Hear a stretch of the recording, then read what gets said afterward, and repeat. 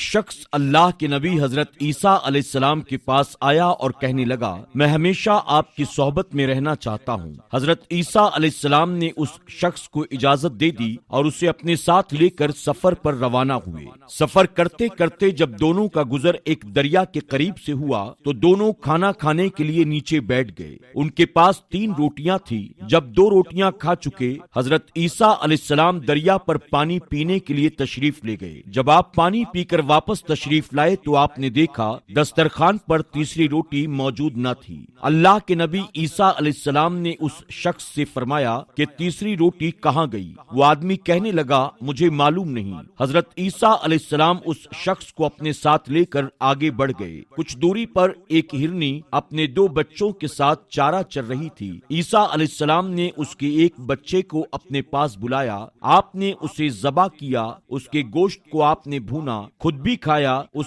شخص کو بھی کھلایا، اور اس کے بعد آپ نے اس ہرنی کے بچے کی تمام ہڈیوں کو جمع کر کے فرمایا، قم باذن اللہ، یعنی اللہ کے حکم سے زندہ ہو جا۔ چنانچہ وہ ہرنی کا بچہ زندہ ہو کر کھڑا ہو گیا اور پھر اپنی ماں سے جا ملا۔ عیسیٰ علیہ السلام نے اس شخص سے مخاطب ہو کر فرمایا، قسم ہے اس ذات کی جس نے ہمیں ہرنی کے بچے کا گوشت کھلایا اور دوبارہ اسے زندگی عطا کی، بتا وہ تیسری روٹی کہاں گئی؟ وہ شخص کہنے لگا، مجھے معلوم نہیں۔ عیسیٰ علیہ السلام اسے اپنے ساتھ لے کر آگے بڑھے۔ کچھ دور چلنے کے بعد سامنے ایک دریا تھا جسے پار کرنا تھا۔ عیسیٰ علیہ السلام نے اس شخص کا ہاتھ پکڑا اور دریا کے پانی پر اسے ساتھ لے کر ایسے چل پڑے جیسے لوگ زمین پر چلا کرتے ہیں۔ اس دریا کو پار کرنے کے بعد اللہ کے نبی عیسیٰ علیہ السلام نے اس شخص سے مخاطب ہو کر کہا، قسم ہے اس ذات کی جس نے تیرے اور میرے لیے اس دریا میں راستہ پیدا کیا، سچ سچ بتا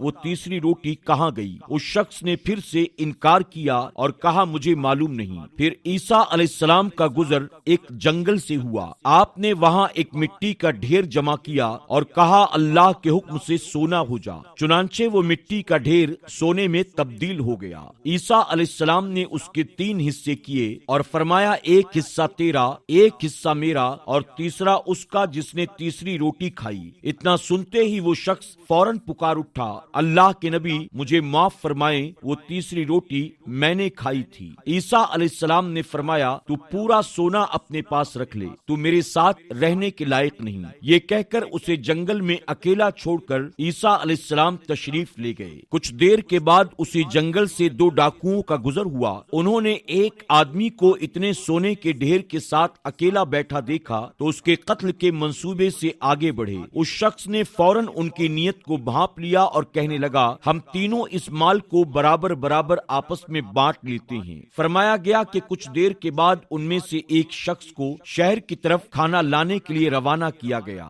جس شخص کو انہوں نے کھانا خریدنے کے لیے شہر کی طرف بھیجا تھا، اس کو خیال آیا کہ میں اس مال میں ان کو حصے دار کیوں بناؤں؟ میں کھانے میں زہر ملا دیتا ہوں تاکہ وہ دونوں اسے کھا کر ہلاک ہو جائیں اور پھر سارا مال میرا ہو جائے گا۔ چنانچہ اس نے ایسا ہی کیا۔ ادھر ان 2 آدمیوں نے جنگل میں بیٹھے ہوئے یہ منصوبہ کیا کہ جب ہمارا تیسرا ساتھی کھانا لے کر واپس آئے گا، ہم دونوں مل کر اسے قتل کر دیں گے تو اس مال کا ایک حصے دار کم ہو جائے گا اور پھر اس کا حصہ بھی ہم آپس میں بانٹ لیں گے۔ جیسے ہی وہ شخص کھانا لے کر واپس آیا، ان دونوں نے مل کر اسے قتل کر دیا اور قتل سے فارغ ہونے کے بعد دونوں نے مل کر اس زہریلے کھانے کو کھا لیا۔ نتیجہ یہ ہوا کہ کھانا کھاتے ہی دونوں مر گئے اور وہ سارا کا سارا سونا یوں ہی دھرا رہا۔ کچھ عرصے کے بعد اللہ کے نبی عیسیٰ علیہ السلام اسی جنگل سے اپنے حواریوں کے ساتھ گزرے۔ جب انہوں نے اس سونے کے پاس 3 لوگوں کی لاشوں کو دیکھا تو آپ نے اپنے حواریوں سے مخاطب ہو کر فرمایا، اے لوگوں،